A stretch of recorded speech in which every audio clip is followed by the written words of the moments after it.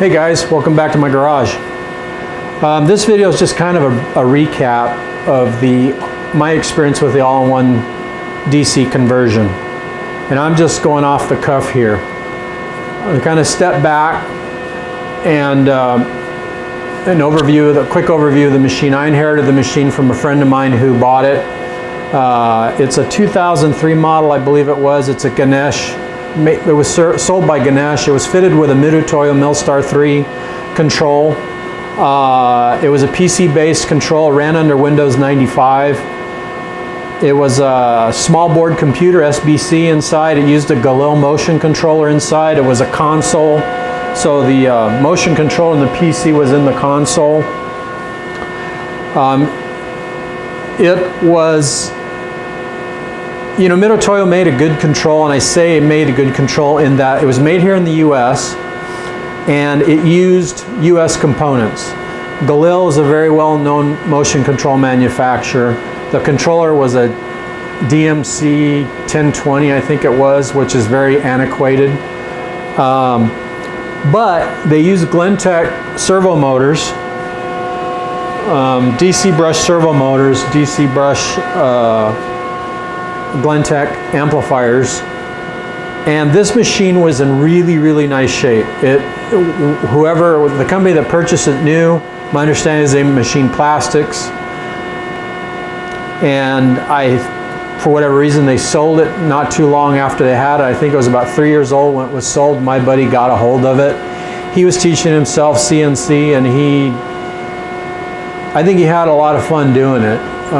You know, it's always a great learning experience to learn something new.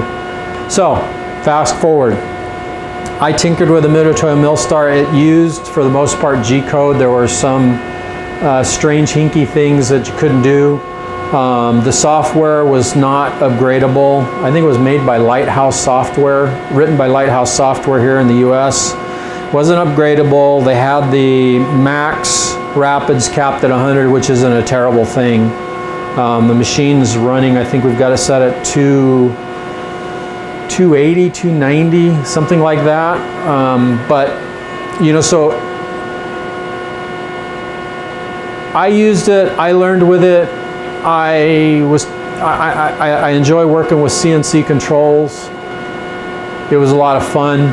In all-in-one DC, there was a lot of things going for it. Number one, it gave me true closed loop control.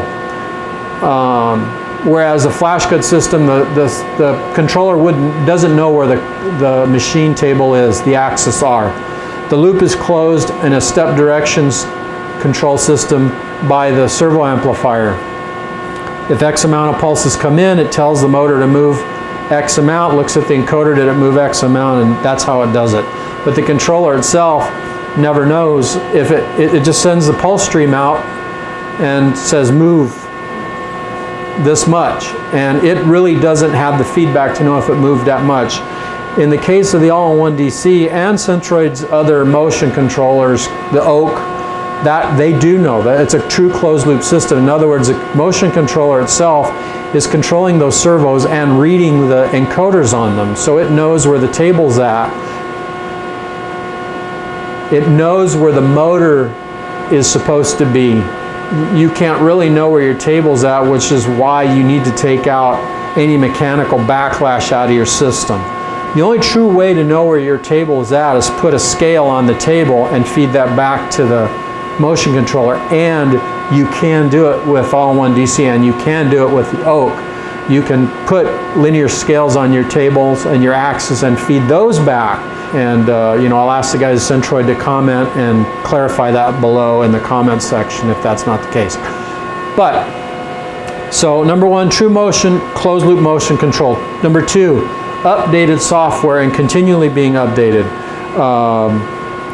You know, Centroid's been in the business for many years. I did a lot of research with them. They've been in the business for a lot of years. I don't know the true number, but you know, I've seen some of their old step direction motion controllers that they started out with, but they've grown as a company. They've gone through different iterations of their hardware, different iterations of their software. They're at CNC 11 right now on their software. So the software is updated. The software is highly configurable. PLC, you know, you have lots of flexibility. Support, that's a big one. Centroid has their support forums and they monitor them. You can post messages there, questions there, and it's good to post in that sort of a forum, whether it's Centroid's forum or CNC Zone, their forum. Right now it's Ajax forum. I understand it's going to undergo a transformation, but you can post your questions there and they'll do their best to answer them.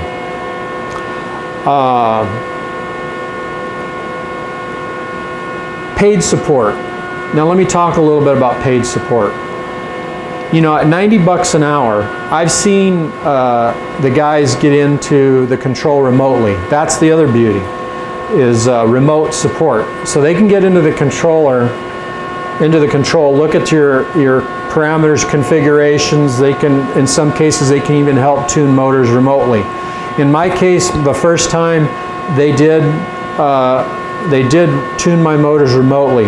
Scott at Centroid did it, and he did a great job. It took him,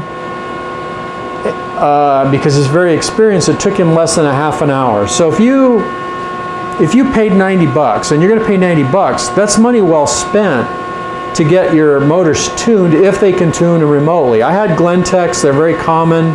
Centroid uses them. So we were close in the baseline PID settings. So from there, it was a matter of fine tuning. So they were able to do that for me.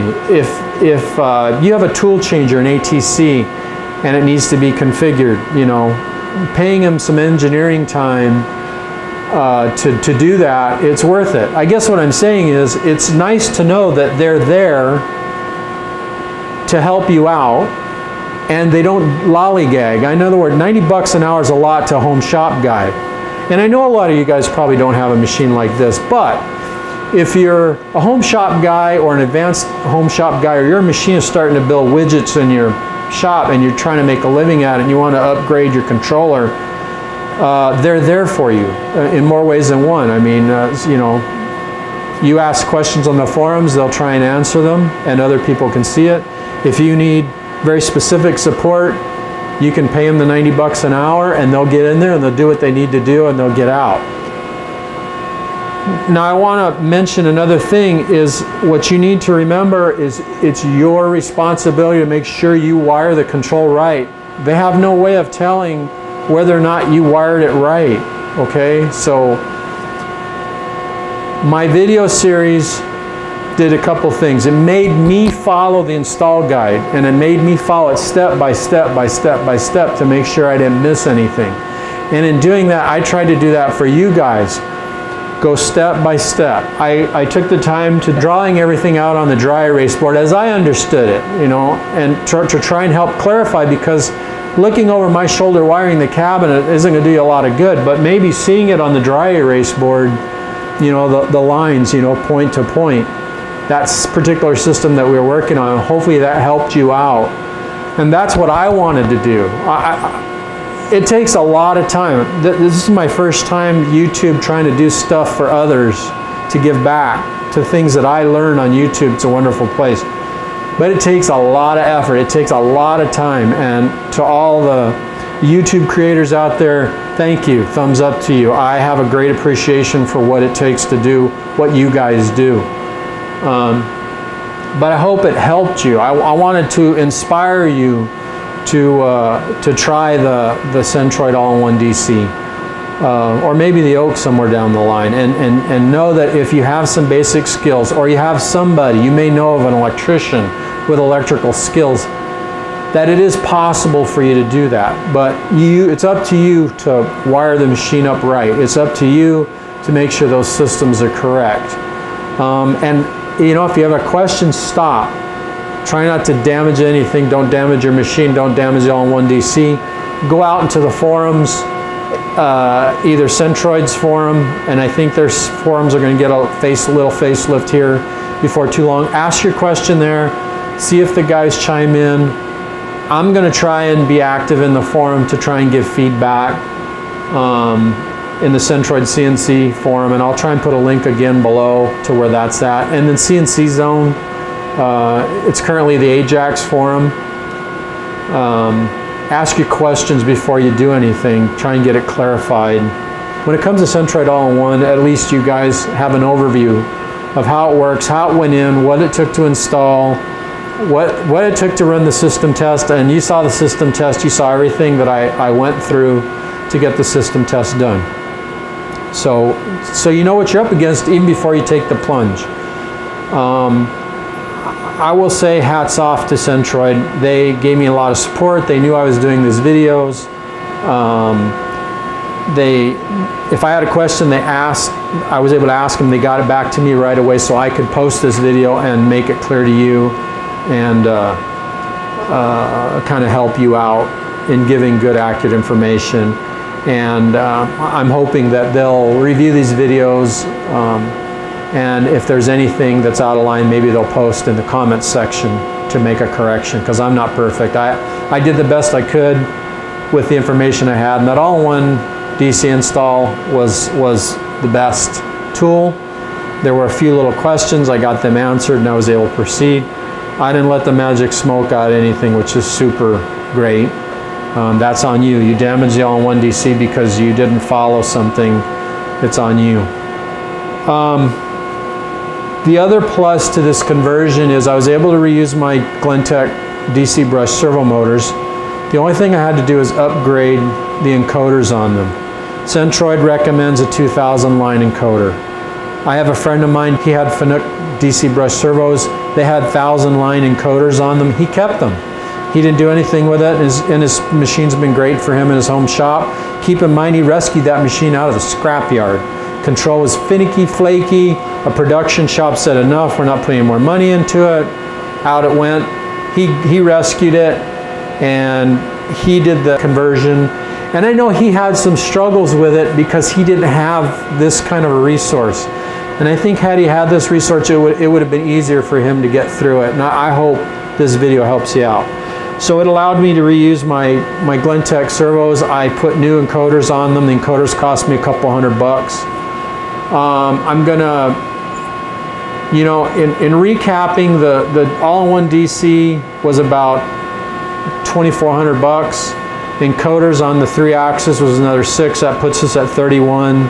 I had two VFDs, one for my knee, one for the spindle. Let's just call it one. I used Tico's. It was about $300. So what are we at? 25 and 6, 31, 3. So we're at $3,400. The cabinet was another 2. That's about $3,300. PC monitor was another $500. So we're at $3,800. Miscellaneous wiring, contactors, contact blocks. You know, let's just call it $5,000. That's real. Okay, budget $5,000 if you're going to do this, and you have to do what I did. And I kept my servo motors. So you've got to be realistic here. It's not, you know, the all-in-one DC is half of it. The rest of it is if you got to put encoders on it, you need to do new VFD, you need a cabinet, you need fuse blocks, whatever. I think $5,000, and in my mind that's what I was guessing, and I feel like it came pretty close to that. So $5,000 into a machine like this. I think to replace this machine, go to Grizzly. They sell them probably $25,000. So I think it's well worth the investment in a machine that was as nice as this one here. So I'm trying to think if I missed anything. You know, you can be, I'm a pack rat. I mean, when I scrap out something, I try and save stuff. Fuse blocks, terminal blocks, things like that. This touchscreen monitor, it's 22 inches. One of the guys in my club, he found them on eBay. There was a bunch of them, and they were selling for $80 a piece, and that was great. The touch screen's nice. What's going to be nice is eventually Centroid is working on putting the jog panel in this dead space over here, which will be nice. You can jog everything. If you go to Centroid's website, you see they have their jog panel. Let me see if I can grab one, because I do have one. I'll let you see what it looks like real quick. Okay, here's their jog panel.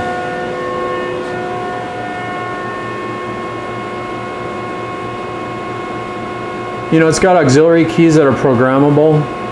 You can manually spindle control it. You can turn your flood or mist on and or off. You can, you know, you got your e-stop button here. You got, you know, feed rate down here. Here's your cycle start button right here. Feed hold. You can single block. You can stop. Tool check. Sends the Z home. That's all on this board. And what the guys at Centroid are trying to do, little heads up, is they're trying to take this and create a virtual control panel that will basically sit right up in here in this space. And I think that's a testament to what Centroid does. They try to be innovative and they come up with new solutions. And you know, I truly believe they also listen to their customer base as to which way to head. So, you know, if you got suggestions for them, go to the Centroid CNC forum and post a suggestion. You know, hopefully they'll have a topic for suggestions of what users like, don't like, what they want to see. And you know, there's no guarantee they're going to implement them, but they'll look at it, and you know, if it's a valid, viable suggestion, maybe they'll implement it and make it available in their next version of software. You know, I can't begin to estimate the time it took to do this hour-wise. I probably should have tried to track that. You know, with experience, I don't know, I don't want to even begin to guess it, because there was some prep work. I think, you know, fitting the encoders to my servo motors was a big thing. It took time, and because some of these servo motors, while the same model number, they were different, it presented some challenges in getting those encoders in there. And you can see it in my other video. But, you know, it's a nice machine. I think it turned out well. It really updated it. You know, I've got very flexible software. There's tons of features in it. I encourage you to go to Centroid's YouTube channel, and you'll see there Keith talking about an overview of the all-in-one DC and all its flexibilities. You can add access to it. You can add I/O to it. If you have a machining center with a tool changer, all-in-one DC can control it. So you can buy, it comes out of the box pre-configured for a knee mill. All its PLC, the inputs, outputs, all pre-configured. So I didn't have to fool with the PLC. There's one PLC feature that I need to have done, and that's when the spindle is on, you can't accidentally try and operate the power drawbar. So that's the only feature that needs to be done on my machine. But it's super. They design it very flexible. They used to do fiber optic cables. They're gone. It's all-in-one DC. It's an Ethernet-based motion controller. You know, as far as PCs, a Celeron 2.9 is what's operating this one. 2.9 gigahertz Celeron, 4 gig of memory, and I've got 120 gig solid state drive on it. And it's just a motherboard and a typical PC power supply. I had it when you saw my testing. It was all in a case. I saw the space where I could put it in the cabin. I took it out of the case, used the mounting plate, and put it on there. So the PC itself, $300. You know, a Celeron 2.9. I mean, it's not a rocket, but it's kind of right there at the minimum hardware requirements. So if you got a Celeron 2.9 gigahertz, if you've got a Pentium, a late model Pentium 2.9 gigahertz or better, i3 2.9 or better, i5 2.9 or better, they all fall into the pass mark. You go to that pass mark. If you go to the system requirements, it goes to the CPU pass marks, I think it was. It's got to be above 1500. So as long as above that, you're good. They're not asking for a $1,000 PC here, guys. Intel NUC, Lenovo Tinys. You can find Lenovo Tiny M92Ps on eBay. $200. And they have Wi-Fi. Just take the hard drive out and upgrade it to a solid state drive. Get the operating system. Sometimes you can find them already set up that way. Sometimes you get them with a hard drive. Sometimes, you know, the OS is already on it. The OS is probably, could probably be the expensive part, but read between the lines. You look out there, you can find the OS. Anyway, so the OS is probably one of the more expensive parts. But if you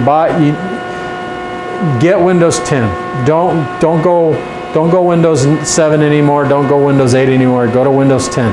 If you've got Windows 7, upgrade it to Windows 10. You need to go Windows 10. I think Centroid's already agreed they're not going to support anything less than Windows 10 now, and we got to stay up with the operating system. So go Windows 10 on your PC. Gee, with that, I don't know what else to say. I'm hoping to create a video here pretty soon of machining a part. I've got a thrust bearing pocket that I'm putting on the Supermax that needs some holes drilled in it. I elected to turn the spigot and the bore on my lathe because I can contain the chips. Machining steel on a mill with no enclosure like this is a real bear. You get those real fine needle shavings, chips all over the place, so I did it there.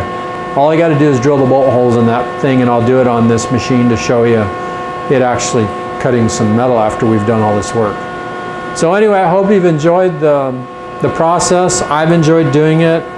I'm feeling really good right now after just recently passing the system test after doing a couple of tweaks to my software travel limits, and that the machine is up and ready to go.